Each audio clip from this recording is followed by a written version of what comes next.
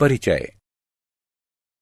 बहन, आज मैं एक प्रयोग करने जा रहा हूं जिसे मैंने कल अपने स्कूल में सीखा था। बहुत अच्छा, मैं प्रयोग देखना चाहूंगी। हाँ बिल्कुल, हम एक द्रव का तापमान मापने जा रहे हैं। हमें गर्म पानी के एक फ्लास्क और एक थर्मामीटर की जरूरत है। पहले हम थर्मामीटर को गिलास में डुबोते हैं। उसके बाद हम पानी के सही तापमान को मापते हैं। भैया, यह थर्मामीटर कैसे कार्य करता है? सुनो, थर्मामीटर के अंदर पारा होता है। जब हम थर्मामीटर को गर्म पानी में रखते हैं तो पानी की ऊष्मा से पारे में प्रसार होता है। पारा जिस बिंदु पर रुक जाता है वह बिंदु पानी के तापमान को इंगित करता है। बड़ा रोचक है और मैं इसके बारे में और अधिक जानना चाहती हूँ। छात्रों, आज हम द्रव्य के तापीय गुणधर्मों के बारे में और अधिक अध्ययन करेंगे। उद्देश्य: पाठ के अंत में आप निम्न करने में सक्षम हो जाएंगे। तापमान और ऊष्मा को परिभाषित करना, तापमान को मापना, आदर्श गैस समीकरण और परम ताप का विश्लेषण करना, तापीय प्रसार की गणना करना, विशिष्ट ऊष्मा धारिता का मूल्यांकन करना, कैलोरी मिति को परिभाषित करना, अवस्था परिवर्तन को समझना, ऊष्मा स्थानांतरण को जानना, किसी पदार्थ की तापीय चालकता की गणना करना, न्यूटन के शीतलन नियम को परिभाषित करना, तापमान और ऊष्मा। एक पिंड के तापमान को पिंड की गर्माहट या ठंड की कोटि के रूप में परिभाषित किया जाता है। इसका SI मात्रक केल्विन है और सामान्यतः तापमान के मात्रक के लिए डिग्री सेल्सियस का प्रयोग किया जाता है। ऊष्मा ऊर्जा का एक रूप है जिससे गर्माहट की अनुभूति होती है। इसका SI मात्रक जूल है और आमतौर पर मात्रक के लिए कैलोरी का उपयोग किया जाता है। 1 कैलोरी बराबर 4.184 जूल। इसका विमीय सूत्र ml² T⁻⁻²। तापमान का मापन। किसी पिंड के तापमान को मापने के लिए जिस उपकरण का उपयोग किया जाता है उसे थर्मामीटर कहते हैं। थर्मामीटर को विभिन्न पैमानों पर डिजाइन किया जाता है जो इस प्रकार है: सेल्सियस पैमाना, फ़ारेनहाइट पैमाना, केल्विन पैमाना और र्यूमर पैमाना। जल के क्वथनांक को ऊपरी नियत बिंदु कहते हैं। जल के हिमांक को निचला नियत बिंदु कहते हैं। विचार करें कि किसी पिंड का सेल्सियस पैमाने पर तापमान C हो और फ़ारेनहाइट पैमाने पर तापमान F हो तो C/100 बराबर F-32/180।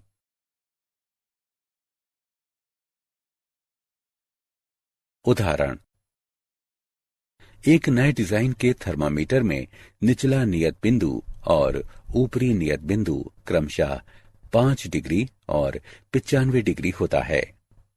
50 डिग्री सेल्सियस के संगत इस पैमाने पर तापमान की गणना करें। आइए हल देखें।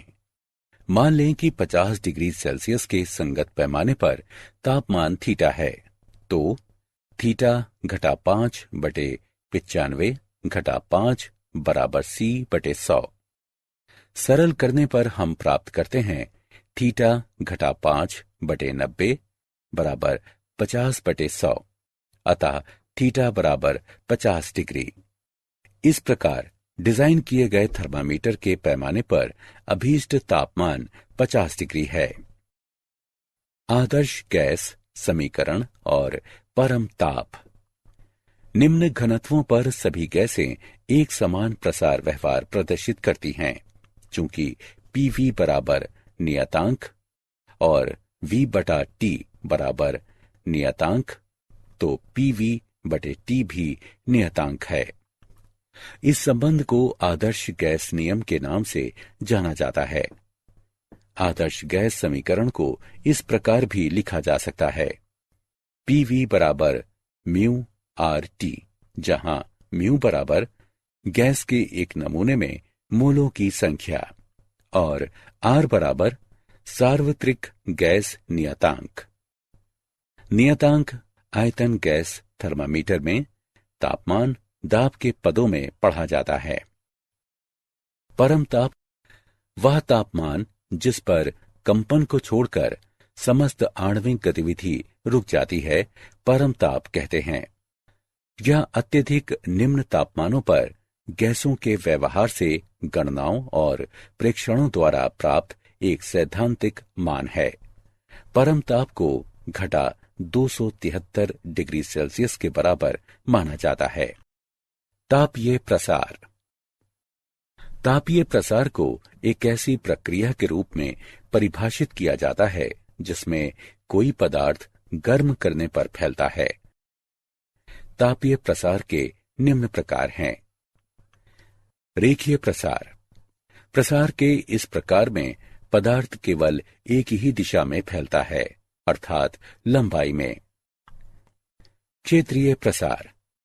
प्रसार के इस प्रकार में पदार्थ दो दिशाओं में फैलता है, अर्थात लंबाई और चौड़ाई में। आयतन प्रसार। प्रसार के इस प्रकार में पदार्थ तीन दिशाओं में फैलता है, अर्थात लंबाई, चौड़ाई और ऊंचाई में। रेखीय प्रसार। मान लें कि L लंबाई की एक छड़ है जिसे डेल्टा T तापमान से गर्म किया जाता है, और मान लें कि इसकी लंबाई L डैश हो जाती है।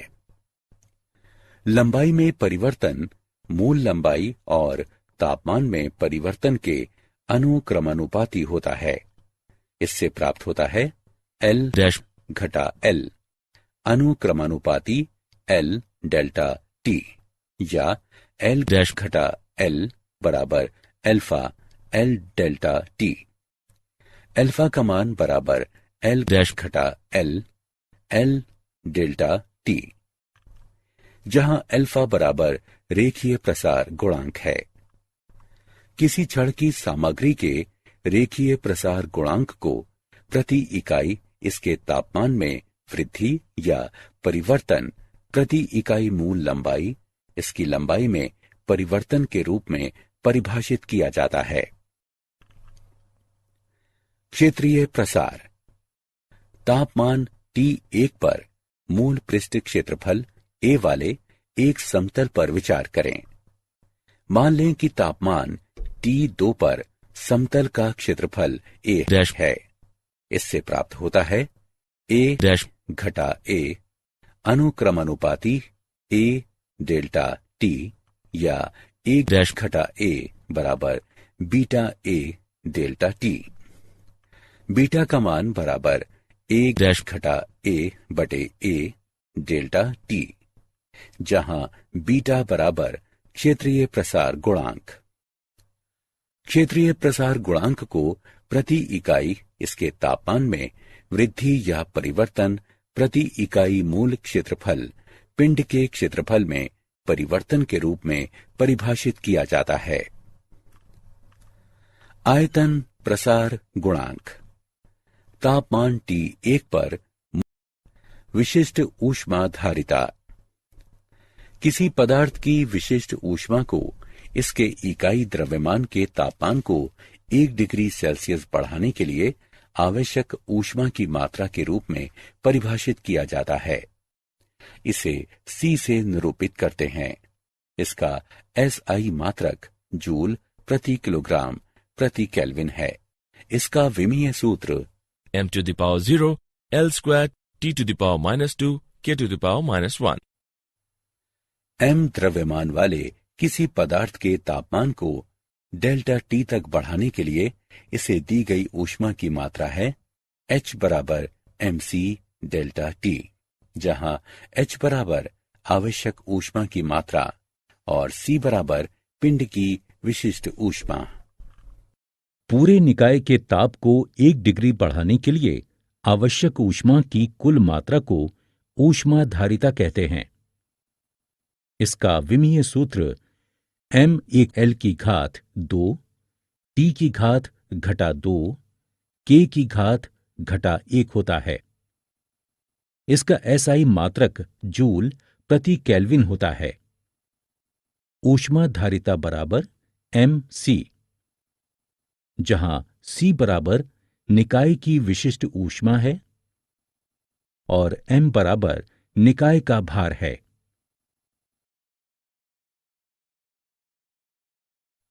कैलोरीमिति ये वो विधि है जिसमें किसी पिंड द्वारा अवशोषित या मुक्त की गई ऊष्मा की मात्रा को मापा जाता है, उसे कैलोरीमिति कहते हैं। ऊष्मा की हानि या अर्जित की गई ऊष्मा बराबर ms थीटा, जहां m बराबर द्रव्यमान, s बराबर सामग्री की विशिष्ट ऊष्मा और थीटा बराबर तापमान में परिवर्तन। कैलोरीमिति ऊर्जा संरक्षण के सिद्धांत पर आधारित है। इसके अनुसार गर्म पिंडों द्वारा मुक्त की गई ऊष्मा ठंडे पिंडों द्वारा अर्जित की गई ऊष्मा के बराबर होती है। कैलोरीमिति के लिए आवश्यक है कैलोरीमीटर से ऊष्मा बाहर न जाने पाए, लिए गए विभिन्न पदार्थों के मध्य कोई रासायनिक अभिक्रिया न हो। अवस्था परिवर्तन।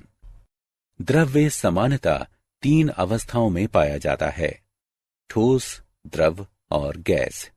इन अवस्थाओं में से एक से दूसरे में रूपांतरण अवस्था परिवर्तन कहलाता है। पिघलना। ठोस से द्रव में अवस्था परिवर्तन। गलनांक वह बिंदु जिस पर किसी नियत ताप पर कोई ठोस और इसकी द्रव अवस्था समय अवस्था में हो। वाष्पीकरण। द्रव से वाष्प में परिवर्तन। क्वथनांक वह तापमान जिस पर पदार्थ की द्रव और वाष्प अवस्थाएं साथ साथ होती हैं। विलय। द्रव से ठोस में अवस्था परिवर्तन। पुनर्हिमायन। दाब के अंतर्गत क्रमिक रूप से पिघलना और बर्फ के 2 खंडों से दाब को हटाने पर जमना। ऊर्ध्वपातन। बिना मध्यस्थ द्रव अवस्था से गुजरे ठोस अवस्था से सीधे गैस अवस्था में रूपांतरण की प्रक्रिया। गुप्त ऊष्मा। अवस्था परिवर्तन के दौरान किसी पदार्थ द्वारा अवशोषित या मुक्त की गई ऊष्मा की मात्रा, जैसे कि नियत तापमान एवं दाब पर बर्फ का जल में बदलना। ऊष्मा स्थानांतरण। ऊष्मा 3 तरह से संचरित हो सकती है, चालन द्वारा, संवहन द्वारा, विकिरण द्वारा। चालन किसी ठोस पदार्थ के एक सिरे से दूसरे सिरे तक घटक कणों की वास्तविक गति के बिना ऊष्मा स्थानांतरण। संवहन घटक कणों की वास्तविक गति से ऊष्मा उच्च तापमान वाले क्षेत्र से निम्न तापमान वाले क्षेत्र की ओर स्थानांतरित होती है। विकिरण ऊष्मा उच्च तापमान वाले एक पिंड से निम्न तापमान वाले एक दूसरे पिंड तक उनके बीच किसी प्रत्यक्ष संपर्क के बिना स्थानांतरित होती है।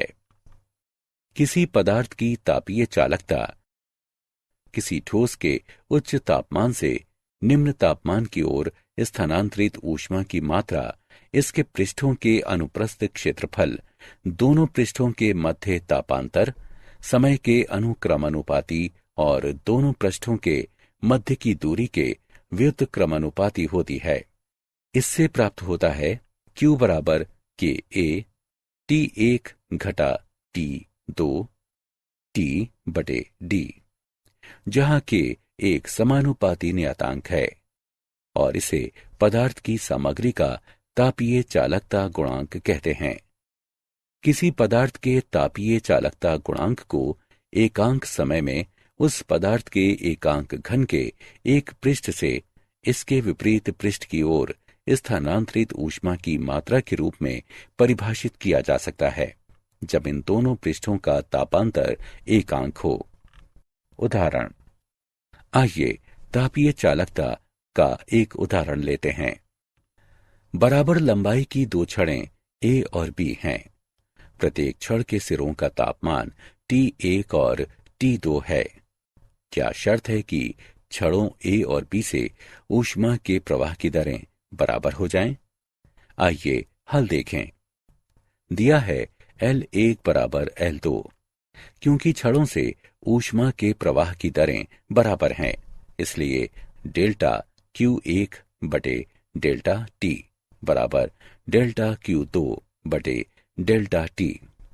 व्यंजक को हल करने पर हमें प्राप्त होता है A1 बटे A2 बराबर L1 बटे L2 गुणा K2 बटे K1। अतः A1 बटे A2 बराबर K2 बटे K1। इस प्रकार दोनों छड़ों का अनुप्रस्थीय क्षेत्रफल उनकी तापीय चालकताओं के व्युत्क्रमानुपाती होना चाहिए। न्यूटन का शीतलन नियम। इसके अनुसार एक पिंड के शीतलन की दर पिंड के तापांतर और परिवेश के अनुक्रमानुपाती होती है। शीतलन की दर अनुक्रमानुपाती T घटा T0। यह नियम वैध है जब तापांतर बहुत अधिक ना हो। आइए उपपत्ति देखें। विचार करें कि तापमान T पर एक पिंड T0 तापमान वाले परिवेश में है, तो पिंड द्वारा प्रति सेकंड उत्सर्जित ऊर्जा है E बराबर सिग्मा अवयव है A T घटा T0 गुणा T जमा T0 गुणा T वर्ग जमा T0 वर्ग। चूंकि T0 के अत्यंत निकट है, अतः E अनुक्रमानुपाती T घटा T0 है। शीतलन की दर अनुक्रमानुपाती T घटा T0 है। यही न्यूटन का शीतलन नियम है। मूल्यांकन। आगे बढ़ने से पहले आइए देखें हमने क्या सीखा। सही विकल्प को उठाकर उसके संगत स्थान पर रखें। क्या आप जानते हैं, कैलोरीमिति वह विज्ञान है जो परिवेश के साथ विनिमय की गई ऊष्मा को मापकर किसी निकाय की ऊर्जा में परिवर्तनों का निर्धारण करती है। एक आदर्श गैस के लिए आयतन तापीय प्रसार प्रक्रिया के उस प्रकार पर निर्भर करता है जिसमें तापमान बदलता है। दो ज्ञात दशाएं हैं, समदाबी परिवर्तन जहां दाब को नियत रखा जाता है, और रुद्धोष्म परिवर्तन जहां कोई कार्य नहीं किया जाता और एंट्रोपी में कोई परिवर्तन नहीं होता है। अलग अलग तापमान वाले परिवेश में रखी कुछ तापमान वाली एक वस्तु के ताप परिवर्तन को स्वरूप देने के लिए न्यूटन के शीतलन नियम का प्रयोग किया जाता है। सारांश। आइए हमने जो कुछ सीखा है उसे संक्षेप में दोहराएं। किसी पिंड का तापमान मापने के लिए जिस उपकरण का प्रयोग किया जाता है उसे थर्मामीटर कहते हैं। तापीय प्रसार को एक ऐसी प्रक्रिया के रूप में परिभाषित किया जाता है जिसमें कोई पदार्थ गर्म करने पर फैलता है। किसी पिंड के ऊष्माधारिता को पूरे पिंड के तापमान को 1 डिग्री सेल्सियस बढ़ाने के लिए आवश्यक ऊर्जा की मात्रा के रूप में परिभाषित किया जाता है। कैलोरीमिति ऊर्जा संरक्षण के सिद्धांत पर आधारित है, जिसमें गर्म पिंडों द्वारा ऊष्मा की हानि ठंडे पिंडों द्वारा अर्जित ऊष्मा के बराबर होती है। अणुओं का अपने समीपवर्ती अणु के साथ संघट्ट द्वारा ऊष्मा का स्थानांतरण चालन कहलाता है। संवहन ऊष्मा स्थानांतरण का एक ऐसा तरीका है जिसमें अणु ऊष्मा को स्थानांतरित करने के लिए एक स्थान से दूसरे स्थान तक गति करते हैं। विकिरण ऊष्मा स्थानांतरण का सबसे त्वरित तरीका है जिसमें किसी माध्यम की आवश्यकता नहीं होती। न्यूटन के शीतलन नियम के अनुसार एक पिंड द्वारा ऊष्मा हानि की दर परिवेश से तापांतर के अनुक्रमानुपाती होती है।